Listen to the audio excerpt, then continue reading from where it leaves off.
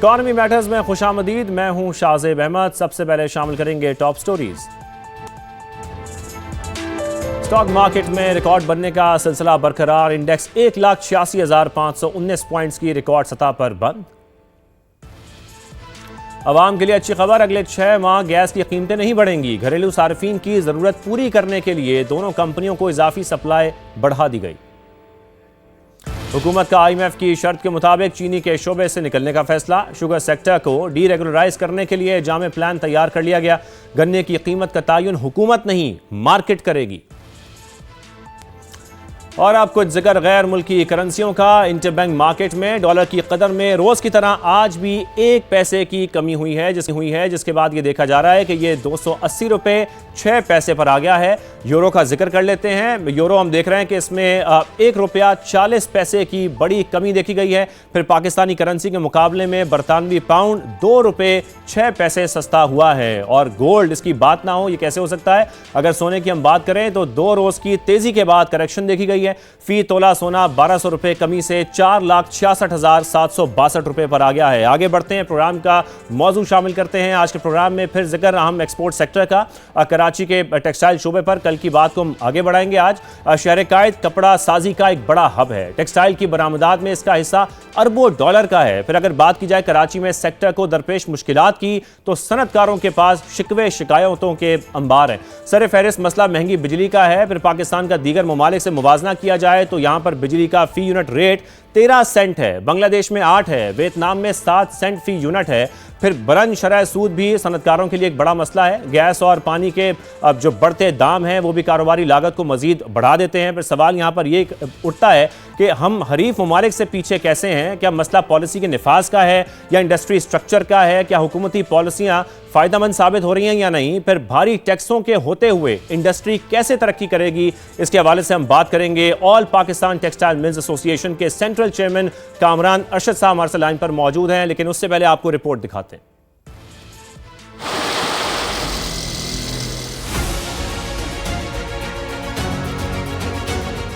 Karachi textile export city, 500 से जायद बड़े यूनिट्स फाल, हजारों अफराद को बराह रास्त रोजगार की फराहमी। धागा तैयार करने से लेकर कपड़ा बनाने तक, गारमेंट से लेकर बेड लिनन, होजरी और गारमेंट्स तक यहाँ तैयार किए जा रहे हैं।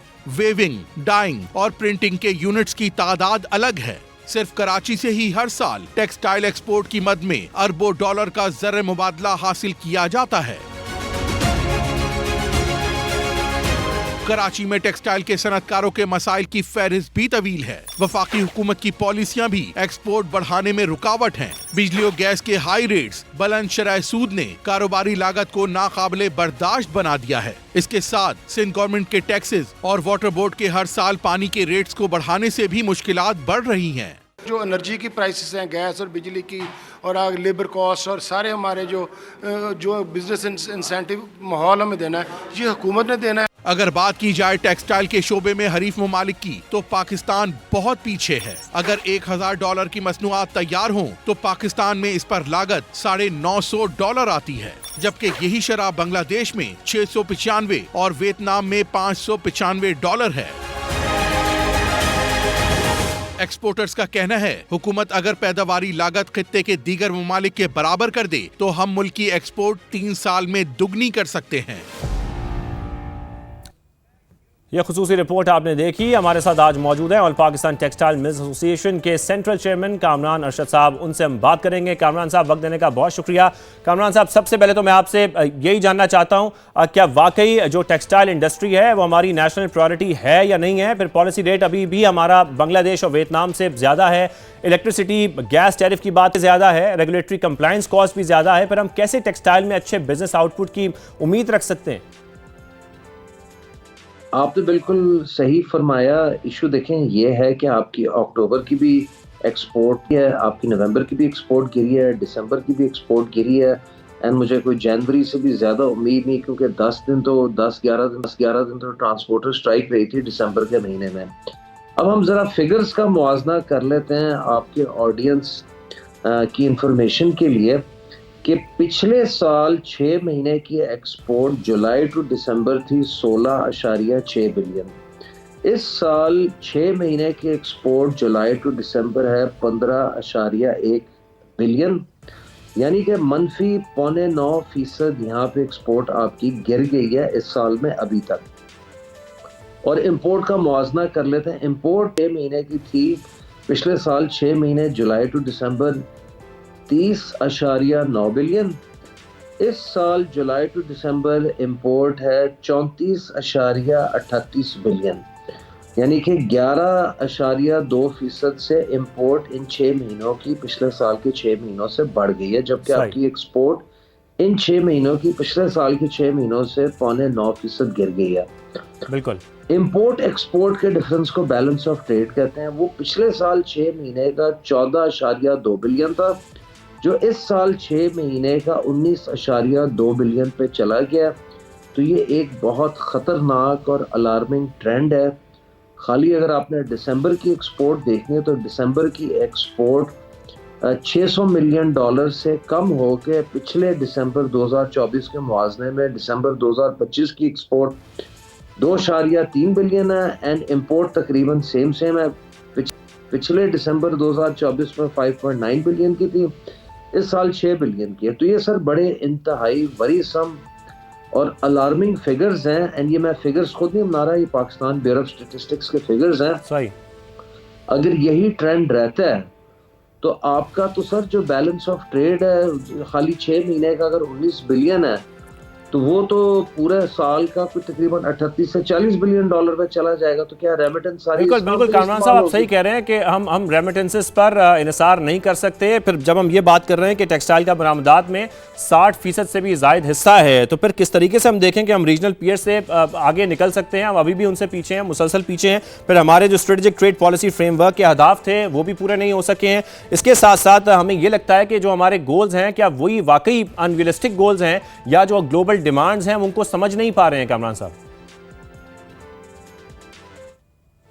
سر میرا خیال ہے کہ جو اسلام آباد میں آپ کے پالیسی میکرز ہیں اس وقت وفاقی حکومت میں، وہ کچھ ریالٹی سے ڈسکنیکٹڈ ہے، اینڈ ان کا انحصار بہت زیادہ ریمیٹنس پہ ہے، بہت زیادہ انہیں ایک ٹریول مل گیا ہے کہ شاید ان کے پاس 9.3 بلین ڈالر کے سابرن ریزروز 3 ملکوں کے پڑے ہیں جو وہ رول اوور کر رہے ہیں۔ تو ان کو وہ 2-4 غلط فہمیوں میں مبتلا ہیں، وداؤٹ ریئلائزنگ کہ پورے ریجن کی بنگلہ دیش، انڈیا، ویتنام، چائنا کے مقابلے میں بجلی ہماری سب سے مہنگی، گیس ہماری سب سے مہنگی، کائبر، شرح سود ہمارا سب سے ہائیسٹ، ٹیکسیشن ہماری سب سے ہائیسٹ۔ ان فیکٹرز کی وجہ سے سر جو تو ہیں ملٹی نیشنل، وہ تو پاکستان سے کافی حد تک ایگزٹ کر رہے ہیں، وہ مجھے بات دہرانے کی بھی ضرورت نہیں ہے، آپ بخوبی واقف ہیں کون کون سی کمپنیز ہیں جو پاکستان سے ایگزٹ کر چکی ہیں۔ اب پیچھے رہ گئے تو ڈومیسٹک پلیئرز کب تک سروائیو کریں گے؟ یا بند ہوں گے یا پھر وہ بھی الٹیمیٹلی کہیں نہ کہیں باہر امیگریشن کریں گے، پھر اور تو اس کے علاوہ کوئی حل نہیں ہے۔ دبئی آپ دیکھیں پاکستان سے کتنا پیسہ دبئی چلا گیا، جو ایک انآفیشیل ایسٹیمیٹس ہیں، آزاد و شمار ہیں، وہ کئی بلینز اچھا کامران صاحب، جیسے کہ ہم یہاں بات کر ڈومیسٹک پلیئرز کا آپ نے ذکر کیا، اس پر بھی ہم آگے بات کریں گے، لیکن اکثر ایکسپرٹس یہ بھی کہہ رہے ہیں کہ جس طریقے سے ہم یہ بات کرتے ہیں کہ ہماری investment policy, trade policy, tax policy, پھر اس کے ساتھ ساتھ انڈسٹریل پالیسی الائن نہیں ہے، اس میں آپس میں کوئی کوارڈینیشن نہیں ہے، اس پر آپ کی کیا رائے ہے؟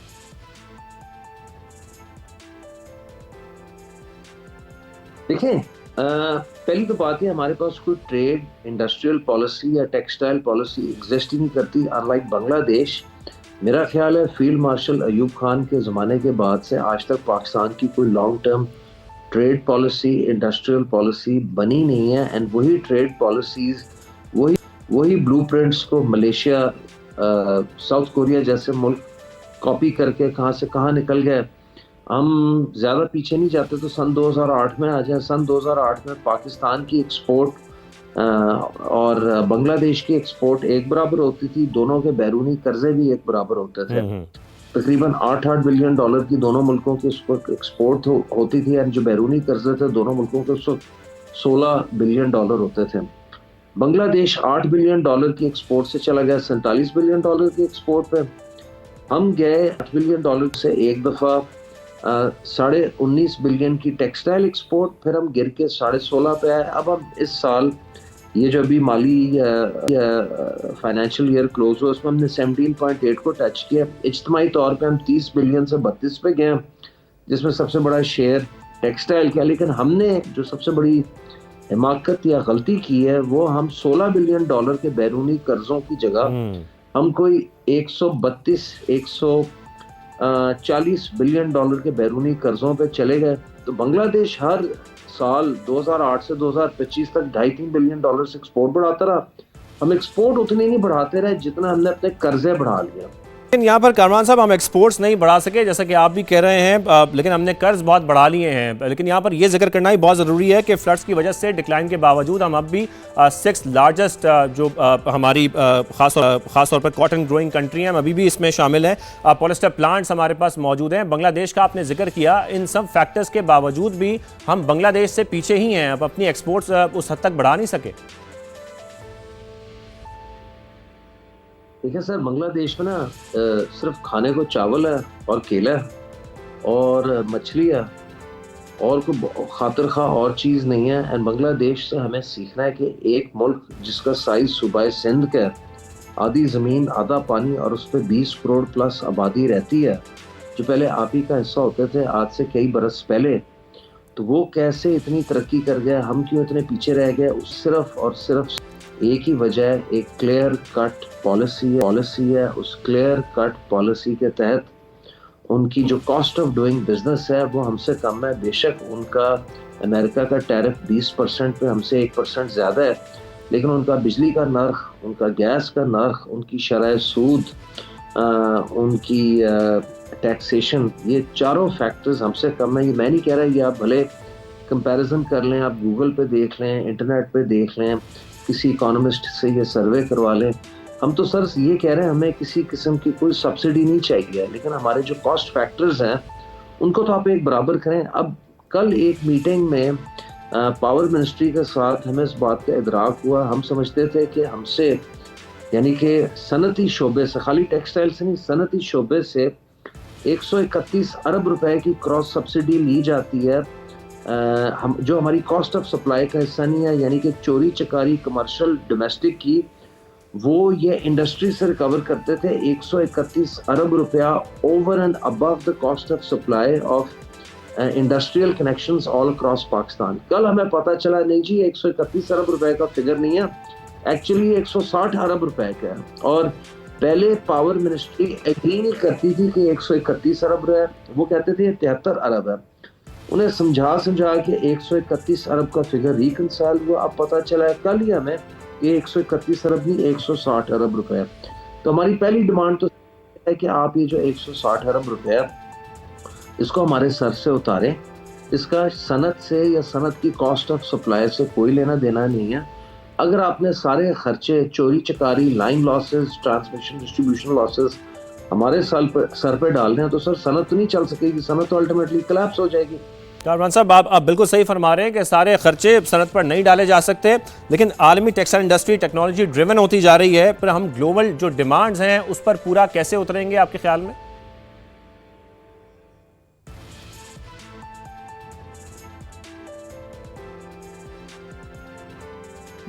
دیکھیں سر، یہ تو ہے ساری باتیں جب آپ پہلے یہ بیسک چیزیں پوری کر لیں کہ آپ ہائی آٹومیشن کی طرف، اسکلڈ ورک فورس کی طرف، ووکیشنل ٹریننگ، ان چیزوں کی طرف جائیں. لیکن جب آپ نے بیسک کاسٹس وہی نہیں میچ کرنے ہیں یا ایک ریجنل باسکٹ کے ایوریج کے قریب نہیں آنا، تو سر آپ کیا توقع رکھتے ہیں کہ یہاں سے کیوں ایکسپورٹ بڑھے گی؟ کیوں نہیں لوگ دبئی میں پیسہ لگائیں گے، کسی اور ملک میں پیسہ لگائیں گے جب انہیں یہاں انویسٹمنٹ پہ ریٹرن نہیں ملے گا؟ یہ تو حکومت وقت کا کام ہے کہ اگر گورنمنٹ چاہ رہی ہے کہ پاکستان ایک لیبر ایکسپورٹ کرنے والا ملک بن جائے، مین پاور ایکسپورٹ کرنے والا ملک بن جائے، نہ کہ خود کفیل ہو آئی ایم ایف پروگرام سے نکلے، اتنی انڈسٹریلائزیشن ہو کہ ہماری بنیادی طور پہ ایکسپورٹ کے فگر کو 2.3 بلین ڈالر تھی پچھلے مہینے کی، اینڈ ریمیٹنس 3.8 کی تھی. پہلا تو چیلنج ہے کہ آپ کی ایکسپورٹ آپ کی ریمیٹنس سے دگنی ہونی چاہیے یا کم از کم اس برابر پہ تو پہلے لائیں.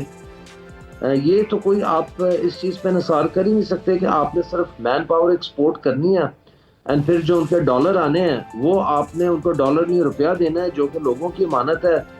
آخر میں جو ریجنلی کمپیٹیٹیو انرجی ٹیرفز ہیں پھر ہم یہی سمجھ سکتے ہیں کہ سب سے بڑی رکاوٹ وہی ہیں.